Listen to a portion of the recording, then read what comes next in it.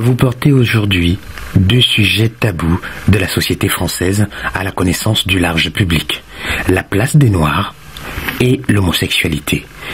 Alors, je croise les deux questions d'abord par ma vie tout simplement. Étant moi noir et homosexuel, c'est une expérience quotidienne.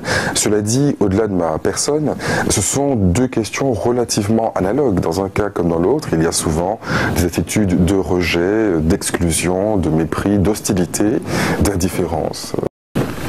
Pensez-vous que la question de l'homosexualité et la cause noire, c'est pareil? Est-ce que c'est la même chose?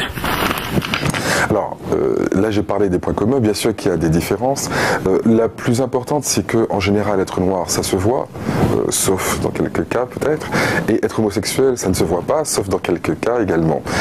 Ça veut dire par exemple que c'est beaucoup plus facile de discriminer un noir que de discriminer un homosexuel parce que ça se voit tout de suite. Donc des gens qui veulent l'embaucher, ils peuvent dire tout de suite « Ah ben celui-là je le veux pas parce que j'ai bien vu déjà, il est noir ». À l'inverse, dans beaucoup de pays, y compris en France, je pense que les homosexuels sont plus stigmatisables que les noirs. Faites un petit test, par exemple, demandez à monsieur ou madame tout le monde autour de vous. Normalement, monsieur ou madame tout le monde en France, il est blanc. Bon, c'est le corps social traditionnel, comme disait monsieur Longuet. Et dites aux gens, monsieur, votre fils est né, est-ce que vous préférez qu'il épouse réponse A, une femme noire, réponse B, un homme blanc?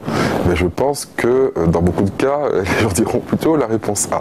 Vous voyez que le stigmate pèse plus sur les homosexuels que sur les noirs. Qu'est-ce que cela veut dire d'être noir et homosexuel en termes de représentation d'imaginaire dans la vie quotidienne? Alors dans la vie quotidienne, pour beaucoup de gens, c'est un paradoxe, ce qui est assez curieux. Dans beaucoup de pays, on va même vous dire, mais ça n'arrive pas, ce n'est pas possible, quand on est noir, on ne peut pas être homosexuel. Et donc beaucoup de gens s'imaginent que tous les homosexuels sont blancs et que tous les noirs sont hétérosexuels. Alors je suis la preuve, mais il y en a beaucoup d'autres, que c'est une idée tout à fait absurde. Concrètement, qu'est-ce que ça veut dire? C'est qu'on a 2 fois plus d'occasions peut-être que d'autres d'être discriminés ou stigmatisés. C'est un fait qu'il y a dans le monde actuel encore 80 pays à peu près qui pénalisent l'homosexualité. Et elle est passible de la peine de mort dans 7 pays en fait. Eh bien, dans ces 80 pays, malheureusement, il y en a beaucoup, et beaucoup trop, qui sont en Afrique, ce qui est pour moi une source de tristesse, je dois le dire. D'accord, Louis-Georges, mais pourquoi? Source de tristesse, pourquoi? Parce que j'ai une fierté africaine, je suis antillais, donc je fais partie de la diaspora africaine, et je regrette que les droits de l'homme ne soient pas suffisamment respectés dans certains pays auxquels je tiens particulièrement. Alors dans le monde noir aujourd'hui, il y a une conscience homosexuelle très claire. Alors ça date pas d'hier.